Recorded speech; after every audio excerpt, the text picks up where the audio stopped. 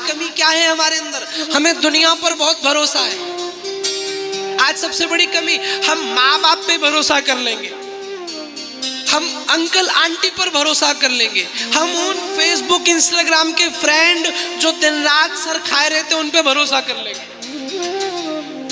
2 महीने किसी से अट्रैक्शन हो जाए तो आ गया, तुम तो मेरे जन्म जन्म के साथी हो, उस पे भरोसा कर लेंगे।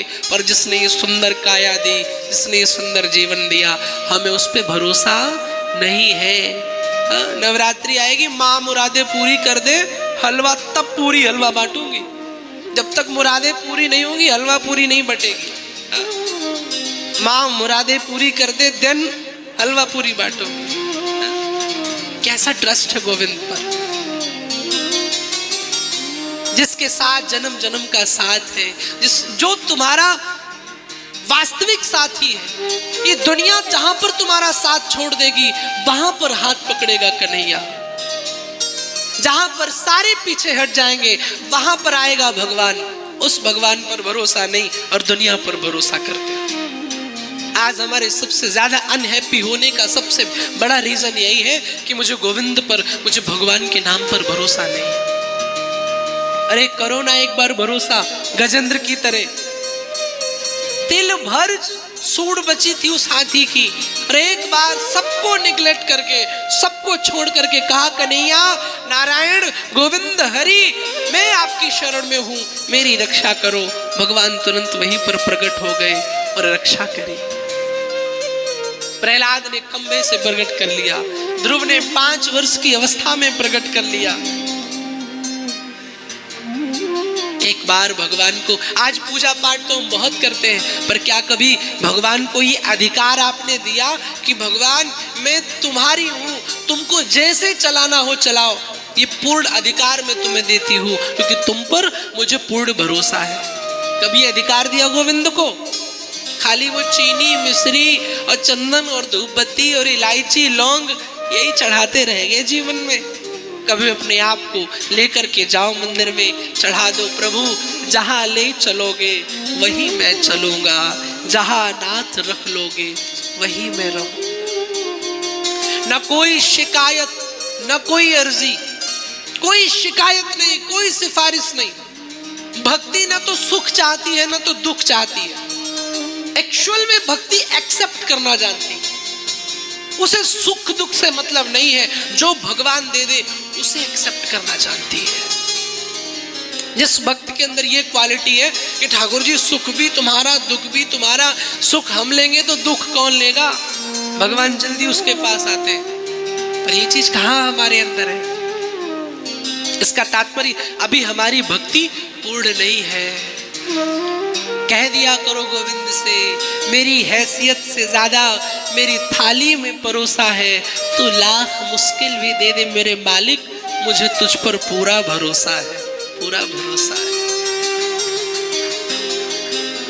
एक बार 2 महात्मा थे,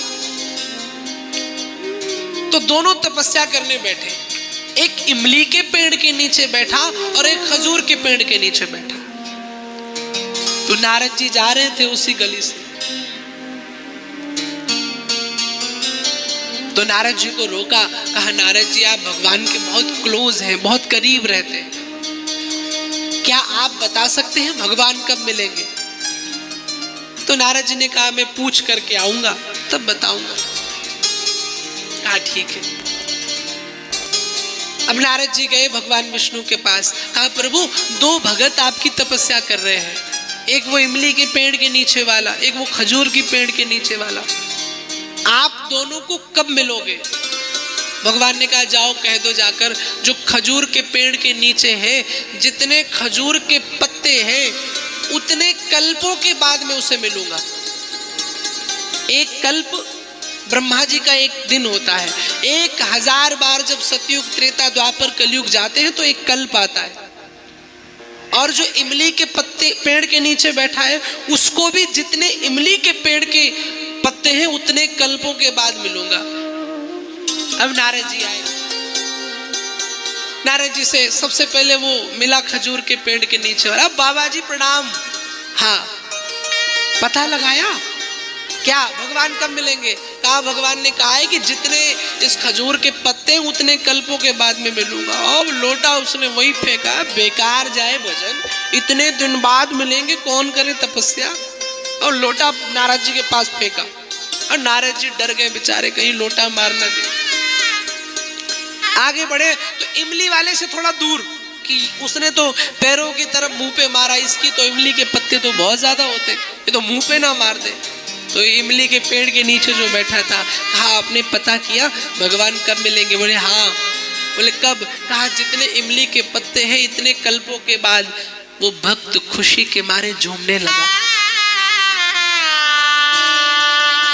नारद जी बोले तू झूम रहा है?